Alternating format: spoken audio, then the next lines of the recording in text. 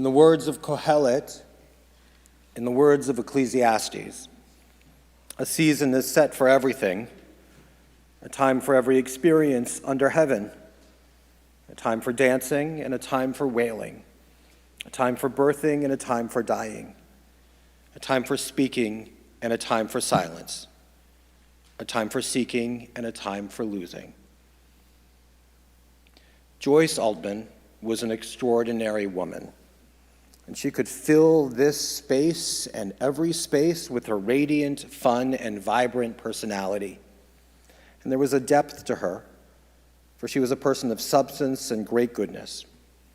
And it's appropriate that we should begin our service with the beautiful Psalm Shaviti, a contemplative piece that invites us to reflect on the journey of life, the paths we traverse, and the impressions we leave behind. It offers a space for us to contemplate the enduring presence and influence of a soul that has touched our lives. In Joyce's absence, we find solace in the legacy she leaves, a legacy that, like the Shaviti, and like its message, it speaks to the universal human experience of love and loss and the enduring power of a life that echoes beyond its physical presence.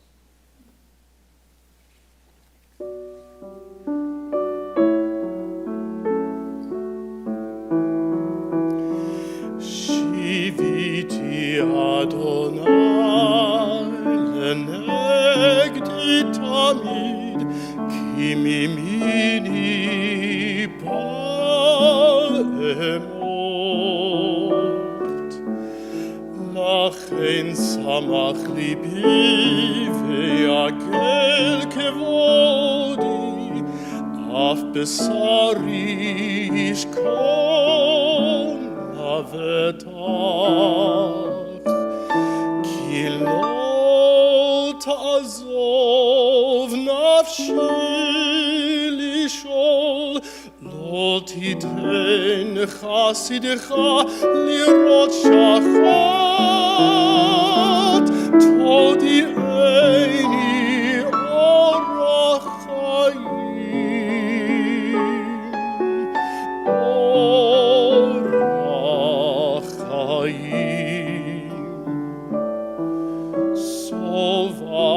Semachot et panecha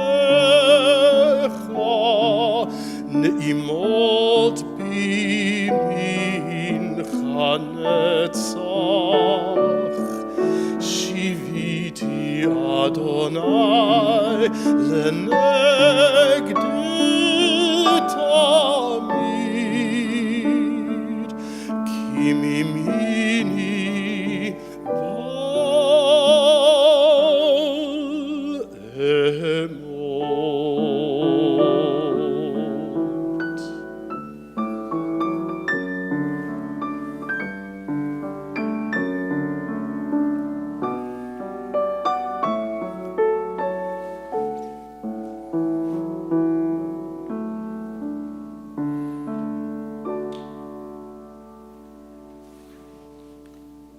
An interpretive translation. In each moment, I am deeply aware of eternity, a guiding force that remains ever present. Beside me stands an unwavering strength, ensuring that I remain unshaken no matter the challenge. This constant companionship fills my heart with joy, my entire being infused with a sense of elation and serenity. In this state of assurance, my body finds a secure rest, a calm repose, untouched by turmoil or distress. I know that I will not be left in the shadow of despair, nor will I be abandoned to face life's deepest fears alone. The path of life is illuminated before me, a journey filled with understanding and enlightenment. In this enduring presence, there is a fulfillment of joy, an experience of complete contentment. Around me, I find an abundance of life's delights, held in a caring, guiding hand through all of life's plights. These words speak to the way that Joyce lived her life. She lived every day to its fullest.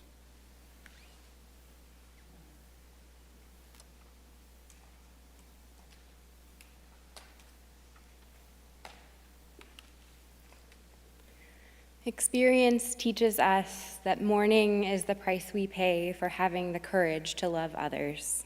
Even in grief, we know that the wonder of human life is too complex and too magnificent to be memorialized in endless pain. The gifts of spirit Joyce gave us cannot be measured or weighed, nor can they be lost or even tarnished by time.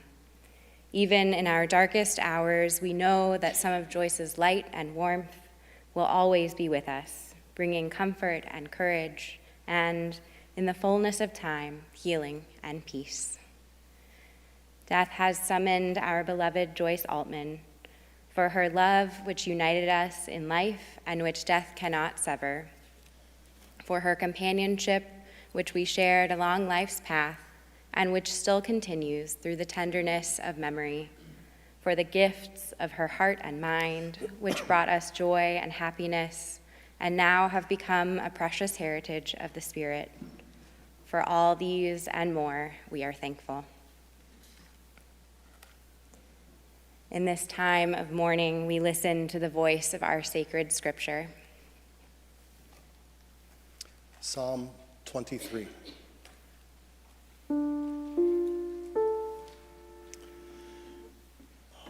Adonai ro'i lo echsar bin otesh yarbitzeini al mei menuchot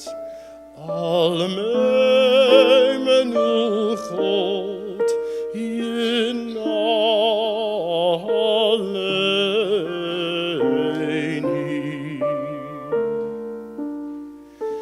Nafshi Yishovev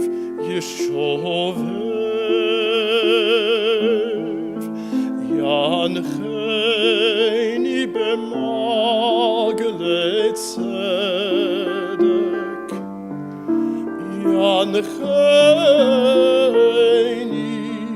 b'magle tzedek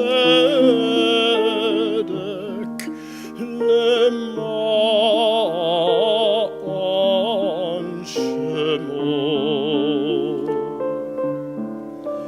Gam ki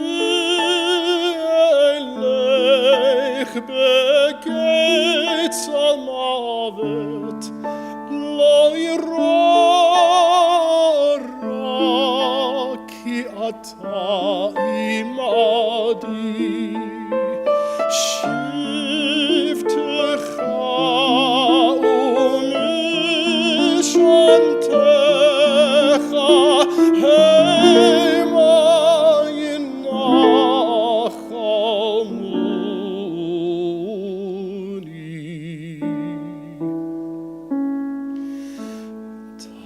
Ta'aroch lefanai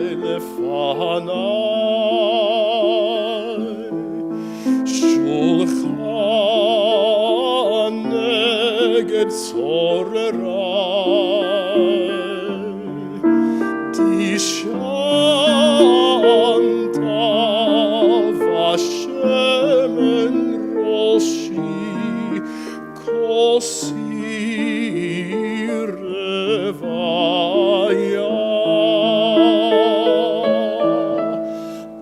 Ach tov chesed yirdefuni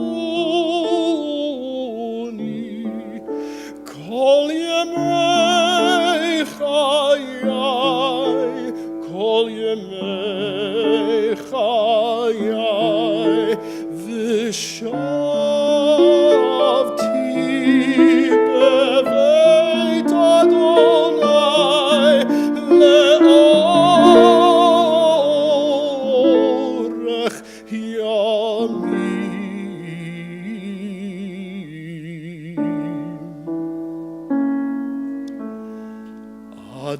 Adonai ro'i lo echsar Adonai ro'i lo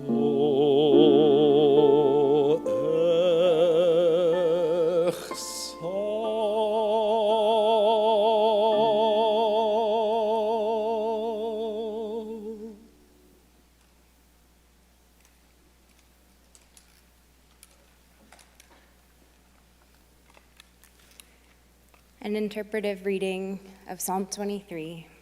In meadows green where tranquility blooms, I wander, my soul at peace.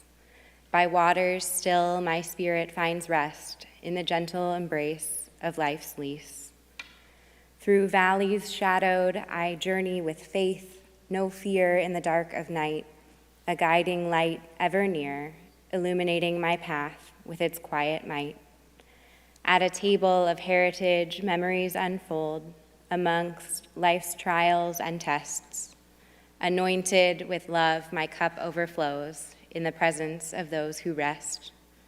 Kindness and mercy, my lifelong guides, in every step their presence clear. In a dwelling of shalom, my path concludes, surrounded by love eternally dear.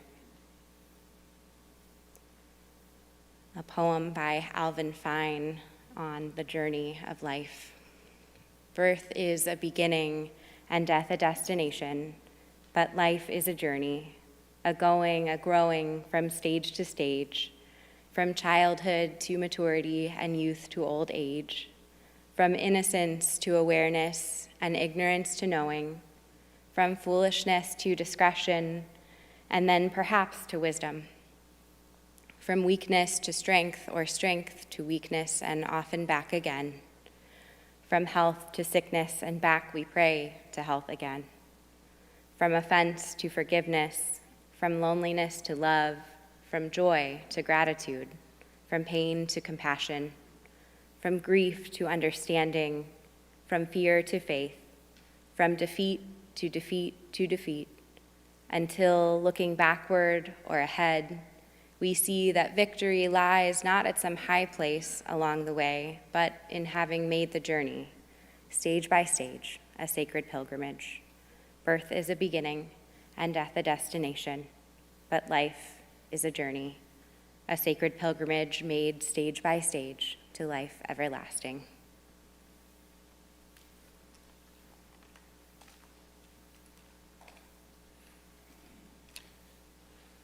If life is a journey, then our family are truly the most noble and most important traveling companions we have along the way. There are few balms that can heal and mend the broken hearts that we feel, but sharing stories and sharing the importance of our loved ones with each other, it truly begins to help mend. And so it is an honor to call upon Michael, Joyce's dear son, to speak for the family of all the blessings that Joyce brought to their lives and to our community.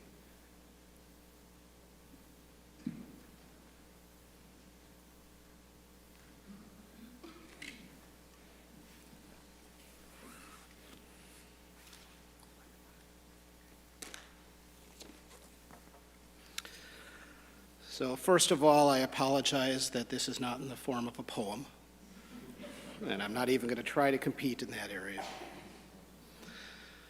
On the day she was born, my mom was a disappointment. Now let me explain. My grandfather, some of you knew him, was a sportsman, a hunter, a fisherman, a pilot, a motorcyclist. He longed to have a boy to share his interest with. But he had two girls, ages 10 and 7, so when the doctor came out and said, Nachamadel, another girl, he was upset for 1 minute. And then he decided that he'd just do what he wanted, and this girl would share his adventures. And that's what happened. Mom learned to hunt, to fish, to drive a forklift at the junkyard, and got her pilot's license at age 16. As a teenager, Mom had lots of friends, a group of girls that stayed in close contact through today. Many of you are here today. She always told us that her house was the social focus, both because my grandmother always had a pot of good stuff on the stove, Russian fluff, I think it was called, and because in senior year of high school, she had the cool blonde foreign exchange student living in her house, a hot commodity for 1959 Washington High School. From early on, she was drawn to music. She studied piano from the beginning. She learned clarinet with Joe Aaron. She won awards, held recitals and concerts through those years. In Madison College, she began as a math major, which she actually enjoyed. However, when a professor told her women didn't belong in math, she decided that department wasn't for her, and she switched to the music school. She earned her bachelor's and master's degrees in piano while enjoying Madison. I still have never heard of anyone else who has swum across Lake Mendota from the Union to the other side, much less on a $1 bet. And of course, during all this time, she was still popular. I cannot tell you how many proposal letters we have found in the basement from various boys she dated. After graduation, little story, she immediately got sick with hepatitis, had to be in bed for months, and when she finally felt a bit better, a friend told her, there's 2 eligible brothers. One is already 36, 13 years older than her, great marriage potential, the best guy you could meet. And the younger brother, who's 30 years old, is a playboy who'd never settled down. And Joyce decided the first was too old. She asked to be introduced to the playboy. Al came over, met Joyce, still in bed, and proceeded to spend the rest of the date in the kitchen talking with my grandmother, playing Milwaukee Jewish geography. And when he left, my grandmother told her daughter, this is the man you're going to marry.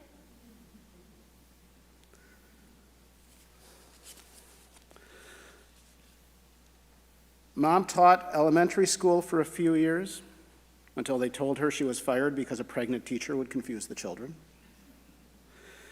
And when Margie and I were born, my mom did not work professionally for a few years. Now, does that mean she was a stay-at-home mom? Well, we have her page-a-day calendars from all of those years. And if you name me any day in the 1970s, I can show you at least 5 things that she was doing that day. So let's see, she continued playing piano with the MacDowell Club of Milwaukee, playing weddings, accompanying various singers. She conducted and led choirs for children and adults. She taught college-level classes at the Wisconsin Conservatory of Music, wrote a textbook on ear training with the Kodai method. She decided to learn Hebrew during those years. She learned and then taught Torah and Haftorah trope to bar and bat mitzvah students in almost every local synagogue. She got together with 2 other moms to sing and play guitar at numerous local events as the Mitzvah Trio. She organized Milwaukee's first klezmer band. And of course, to do all of this, she had no time to be home with any sick children. So if Margie or I showed any signs of being unwell, Mom would give us something from our home pharmacy stocked by Dad and sent us to school. That's how I went to school with pneumonia, and Margie went with scarlet fever and mumps. In 1979, Mom had an idea. At a Cantor's convention, she would go to those every year to help teach ad-lib choir accompaniment. The singers would have to go from chord to chord with a switch of her finger based on what the cantor was doing. Pretty neat stuff. But at a Cantor's convention, she heard that Cantor Charles Davidson had put to music a number of the poems written by children in the Theresienstadt concentration camp. This was complex, hard music, and she really liked it. So she held auditions and got 72 local children to join an impromptu choir to learn those songs. And oh yeah, there were some poems from the camp that Cantor Davidson hadn't written music for, so she did that herself in his style. And we performed this music for a big crowd with artwork from the children of Theresienstadt on the screen. And this was at a time when the Holocaust really wasn't talked about much. And this I Never Saw Another Butterfly concert made a big impact in the Milwaukee community. Shortly after that, she was told that ABBA was touring and looking to have local children's choirs perform with them for a couple of songs. After having to be told who ABBA was, because contemporary music was never her thing, she gathered another group of children, some overlap, and when she got the music from the band, she decided it was too simple, too slow, and so she rearranged it, of course. And after we performed with ABBA on stage at the Milwaukee Auditorium, the band asked whether we could stay on for the rest of the tour. And since we were all children with school obligations, that wasn't going to work. It was about this time that Mom got a call and agreed to work as development director for Children's Service Society of Wisconsin. What did she know about professional fundraising, nonprofit management, about child welfare organizations? Did it matter? No. She jumped right in and learned to love fundraising and planning events. After a few years there, she got the opportunity to be executive director of United Cerebral Palsy of southeastern Wisconsin. And again, she had to learn about the mission of the organization, but by now she knew how to turn around a charity that was in trouble. She cultivated board members, reorganized staff, and focused the development efforts around fun activities. There were the yearly telethons, where she would be up on TV all night schmoozing with local celebrities. And there were the Kentucky Derbies, thousands of little yellow ducks racing each other down the Milwaukee River downtown. Meanwhile, Mom decided she needed to know more about how these nonprofit businesses worked, so she got her MBA taking night classes at the same time. And all the while, she was taking us to our music lessons, rehearsals, shows, swim meets, continuing to play piano at weddings, concerts, and other events, and saying it now, it's hard to believe it was possible. Finally, she found her dream job. The Wisconsin Conservatory of Music was in trouble, with declining enrollment, declining funds, and a falling apart 100-year-old building. So she took the job of president, used all of her musical and development skills to lead that turnaround. She was so happy to be able to sit in an office and hear students practicing various instruments all around the building. And she was most proud of leading the capital campaign, which allowed the conservatory to renovate and restore the building to its appropriate grandeur. And oh yeah, all this time she was still the adventurous daughter of Al Luff, piloting a glider, skydiving, hang gliding, traveling to Tibet and Thailand, and of course multiple trips to Israel. And she dragged my dad into all of these activities. In the summer of 1982, she rented a house in suburban Tel Aviv. And she and my Aunt Barbara and the 4 kids lived and toured there, all while the war in Lebanon was ongoing. Mom loved meeting and hanging out with our friends. Margie and I have both gotten messages with great memories from our high school and college friends. My mom was ecstatic when I met Carrie and fell in love with her. She loved Carrie from the first and was always excited to attend all the events that Carrie has organized. But the happiest she has been is with her 4 grandchildren. She loved to attend every ball game, rock concert, performance, school event. She quelled at the boys' bar mitzvahs and helped them prepare, of course. She was so proud of all of you. She also loved all of our animals, our one and Margie's many. In fact, my mom is still the only person from outside of our house that our dog Nellie can stand. They saw each other last week, and Nellie loved my mom with a passion, and she might be the saddest of all of us right now. In the last few years, even while her physical limitations grew, Mom still prepared and held piano recitals in her house, helped Dad through his last illness, and wrote a book. Did she tell you that she wrote a book? She never slowed down. And of course, these past few years were particularly happy for Mom because Margie finally found Brian. She loved that nobody could watch her play piano like Brian did. And she was interested in all the science done in his lab. And she was so proud to be able to join her family and friends in Colorado this summer for their beautiful wedding. Even in the last few weeks, she made her time adventurous. She continued to study Hebrew online, played mahjong, in person and online, socialized. And while living in Newcastle's assisted living side, she decided early on that wasn't the side for her. She would walk daily with her walker the long hallway to the independent living side where her friends were and where the Steinway is. And she'd play every day and draw crowds. And she made friends with all of the staff, and we thank all of them for their help to her. And now she's gone. She was a wonderful daughter and granddaughter, sister, niece, cousin, and became a loving wife, mother, mother-in-law, aunt, and grandmother, and was always a great friend. Love you, Mom.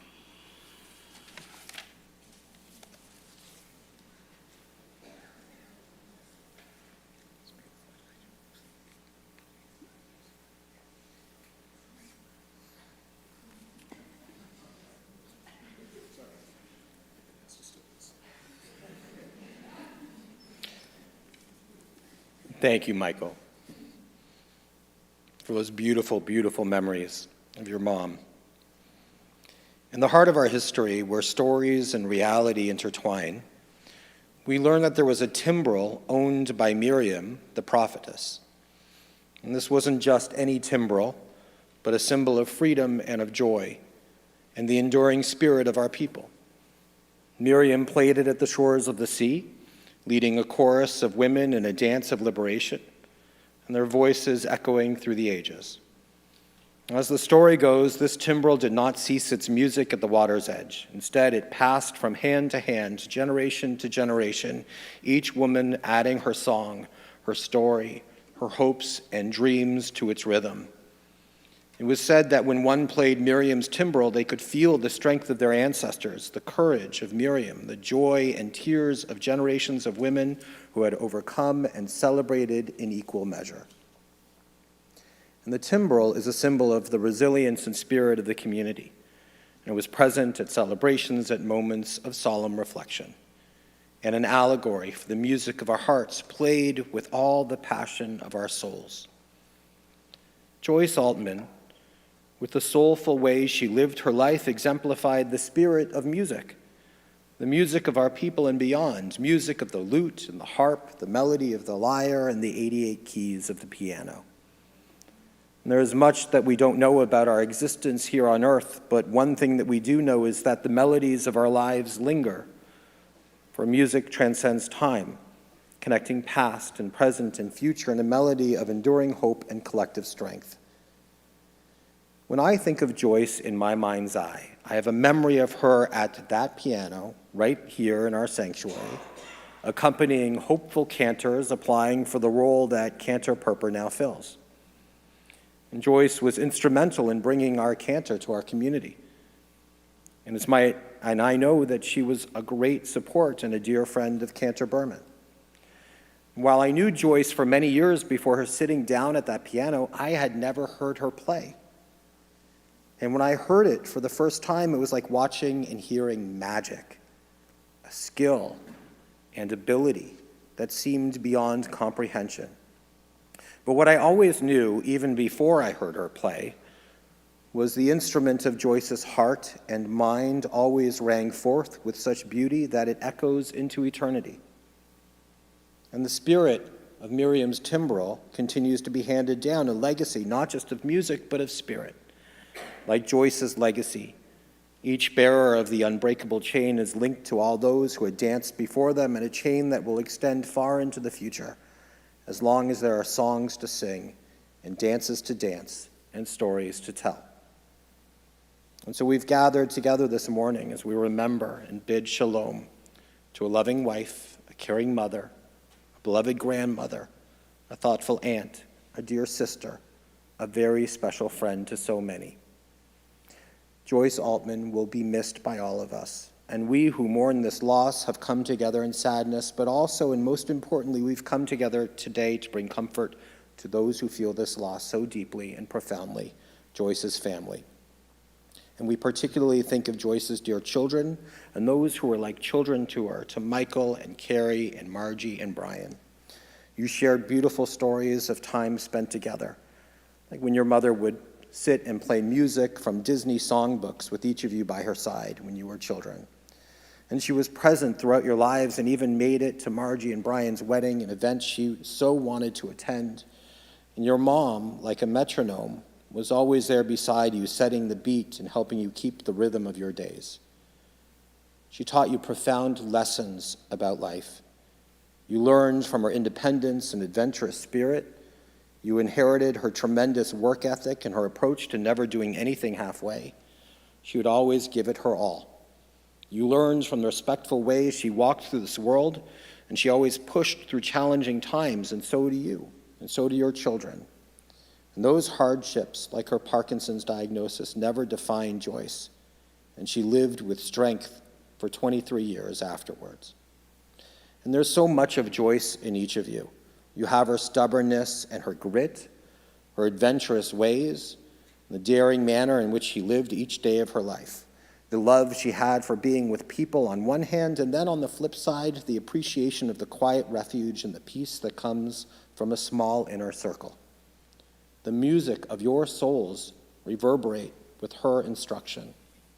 And all the memories, all the experiences you had with your mom, and all the lessons she taught you are incorporated into your very being, and they'll continue to live on in you. And Joyce was blessed to know and love her grandchildren, Jack and Justin, Lulu and Daisy. It's through you that your grandmother's life will continue. And each of you is blessed to share your own special relationship with your Nana and your grandma. And I know she loved each of you so deeply. You shared stories of her presence at moments that were special to you, like when Justin won a special award for his work as a madrich here at Congregation Shalom, or attending all of Jack's band performances and rock concerts, helping him with his drumming, helping Lulu with her musical aspirations and her singing, accompanying her begrudgingly playing the show tunes that Lulu loves, watching and cheering on as Daisy would wrestle in her meets, and cheering on Justin as he played basketball. And there were quiet and intimate moments too, like when you would listen to Joyce play piano even at 1 a.m, listening from the loft of her home as you are awoken by music, exchanging words of Hebrew, a language you're learning, and one that she learned in her senior years, moments when Joyce helped to prepare Jack and Justin for their B'nai Mitzvah. There were family trips where you celebrated the togetherness that brought harmony to Joyce's soul, and at night, the lullabies of Hush, Little Baby, and I Gave My Love a Cherry. And now each of you represents her greatest legacy on this earth. For someday you'll share the story of your grandmother's life, the drum of her heartbeat, the melodies of her existence with others, and you will guarantee that she will live on. And though nothing can replace Joyce and the lives of her loved ones, the presence of so many of you here today is a sign of the love and the respect that you have for her. I know it brings them comfort. Joyce had dear and deep friendships that lasted a lifetime, like her deep friendship with Dee that was a friendship more like sisters, and so many others. There are so many beautiful friendships that Joyce celebrated and sustained, and all of your presence here is a loving testament of the place in which you held her and her family in your hearts, and the meaning that all of your lives had intertwined with hers. In our Torah, we're taught that repetition means that something is significant. I think that that's true in music as well, that I shouldn't necessarily assume when I'm filled with musical theorists and experts in music. And repetition is important. But I'm going to skip over some of the autobiographical details that you've heard and focus on a few things. Joyce lived a remarkable 82 years. She was born into a loving home with 2 dear older sisters, and we think of Bonnie and we think of Joan of blessed memory, and you've heard how she was shaped in so many ways by her father to grab life with both hands. And those of us who knew her may not have been able to understand where that came from, but hearing about her driving the forklifts and piloting airplanes can see just how much her father was an influence on her life. But I want to focus for a moment on her relationship with Al, of blessed memory. You heard about her first date.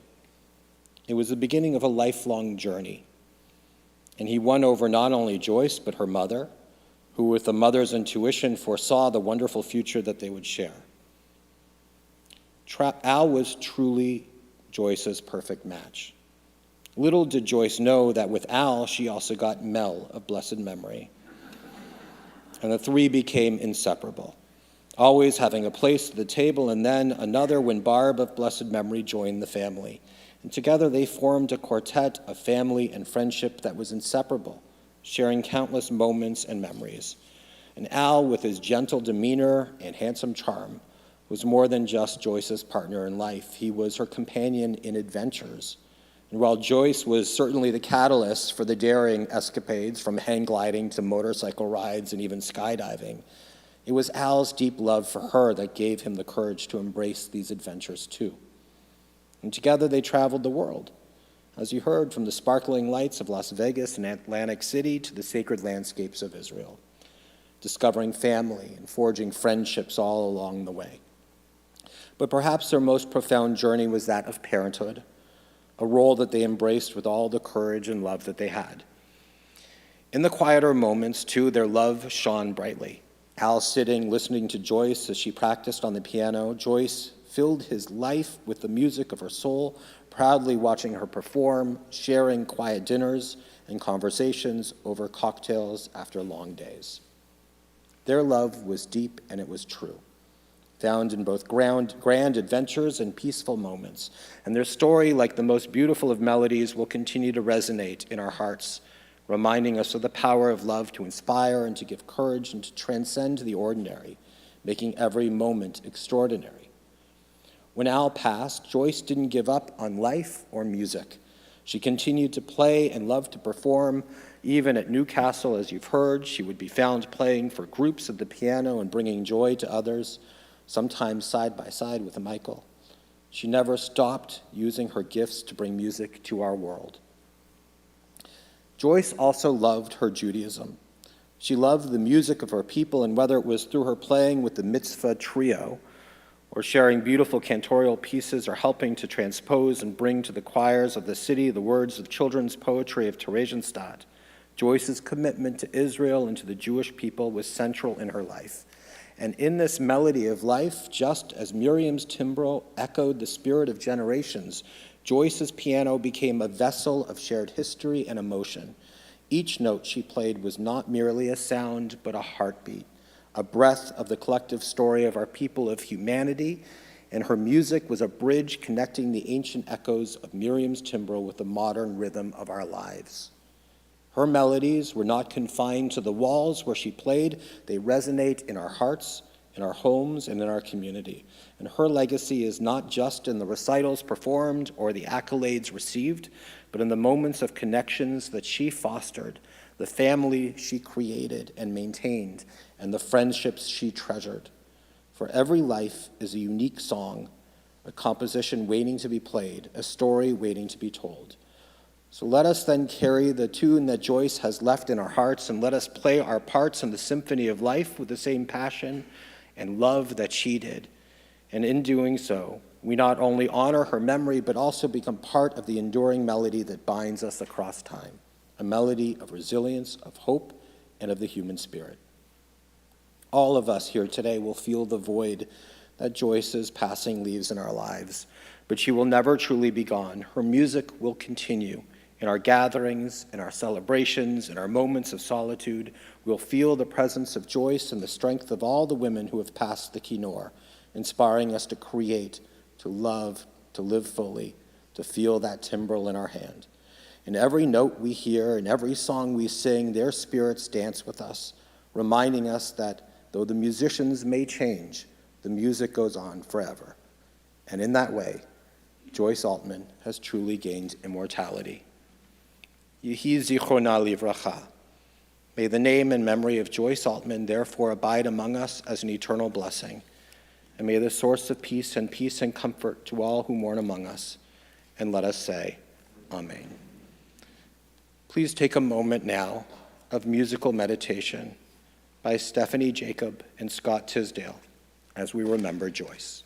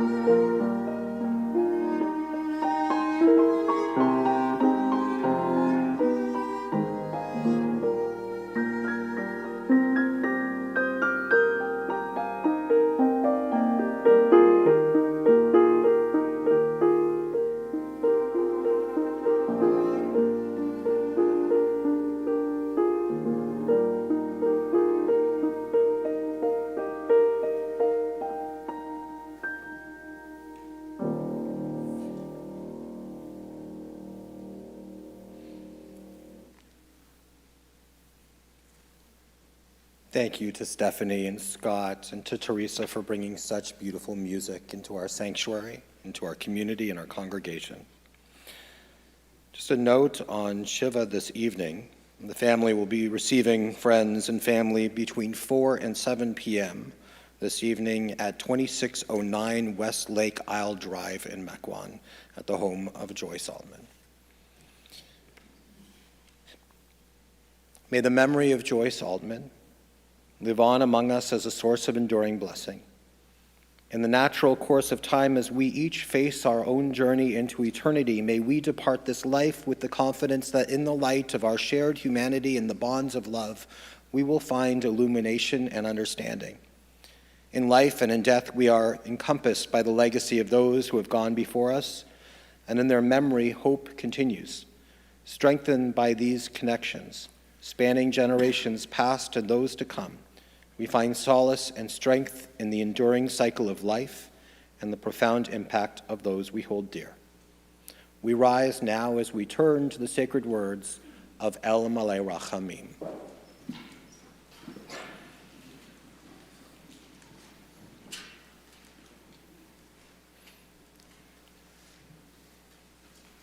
El Malei Rachamim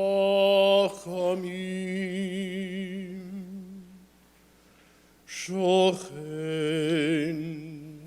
Bamromim Hametzem Nucha Nechona Tachat Kanfei HaShekhinah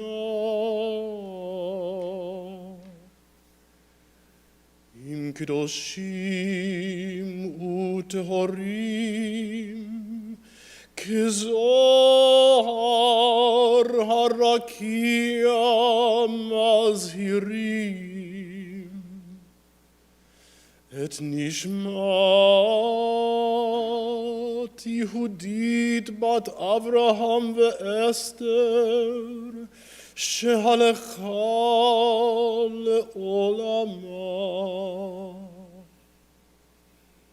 Ba'al Harachamim Yastireha Beseter Knafav Le'olamim Ve'yitzror Bitzror HaChaim Et Nishmata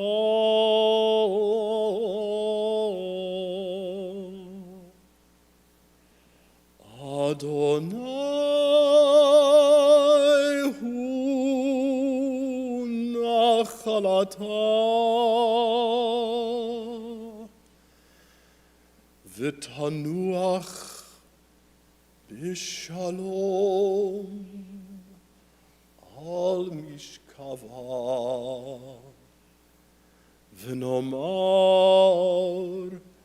Amen.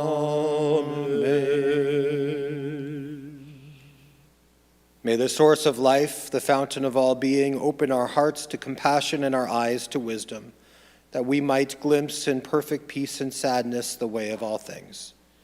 May Joyce's memory be for us a blessing, and may we never let the light of her love grow dim in our hearts. May we remember all her worthy and righteous deeds, that her memory be forever bound up in the bond of life.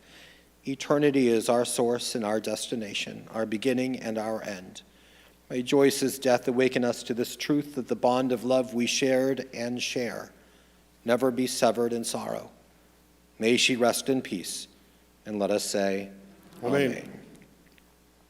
Early or late, all must answer the summons to return to the source of being, for we lose our hold on life when our time has come, as the leaf falls from the branch when its day is done. The deeds of the righteous enrich us all as the fallen leaf enriches the soil beneath. The dust returns to the earth, and the spirit lives on in eternity. Like the stars by day, our beloved are not seen by mortal eyes, yet they shine on forever. Theirs is eternal peace. Let us be thankful for the companionship that continues in a love that is stronger than death. Let us honor the memory of Joyce with the Kaddish Yatom, the mourner's Kaddish. Yit Gadol v'yit Kadash Shemei Rabbah. B'alma divra chirute v'amlich malchute. B'chayechon uv'yomechon uv'chaye dechol Beit Yisrael. Ba'agala uv'izman kari v'yimru Amen. Yehi Shmei Rabbah mevorach leolam ulamei almaya. Yit barach v'yishtabach v'yitpa'ar v'yitromam v'yitnaseh. V'yitadar v'yitalev v'yitalal Shmei dekudesha brichu le'ela min kol birchata v'shirata tush bechata v'nechemata da'amiran b'alma v'yimru Amen. Yehi shlama Rabbah min Shemaya v'chayim aleinu ve'al kol Yisrael v'yimru Amen. Oseh shalom b'imromav hu yaseh shalom aleinu ve'al kol Yisrael v'yimru Amen. May the source of peace and peace to all who mourn and comfort to all who are bereaved. And let us say, Amen. You may be seated.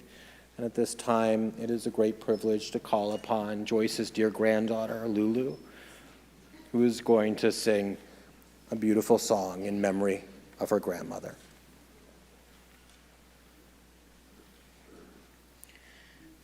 My grandma used to sing this when we would stay over at her house, usually when my mom was on vacation or doing whatever she was doing when she was busy. I don't really know what she does. I gave my love a cherry that had no stone. I gave my love a chicken that had no bone. I gave my love a ring that had no end. I gave my love a baby with no crying. How can there be a cherry that had no stone? How can there be a chicken that has no bone? How can there be a ring that has no end? How can there be a baby with no crying? A cherry when it's blooming, it has no stone. A chicken when it's pippin', it has no bone. A ring when it's rolling, it has no end. A baby when it's sleeping has no crying.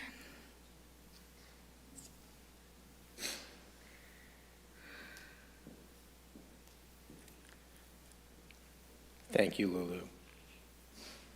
What a beautiful, beautiful song that speaks to the love and connection that you had with your grandmother. As we conclude our service, I invite you all to rise now. And I invite Joyce's immediate family to pass through the center aisle as they are going to return to their cars. And as they do, we are going to recite sacred words from our tradition, first in Hebrew and then in English, repeating after me.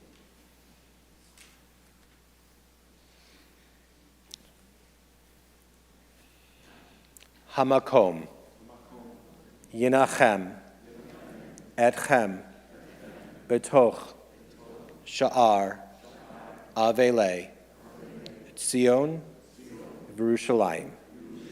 And in English, may you be consoled with all who mourn in Zion and Jerusalem. Now go forth in peace to life. And this concludes our service.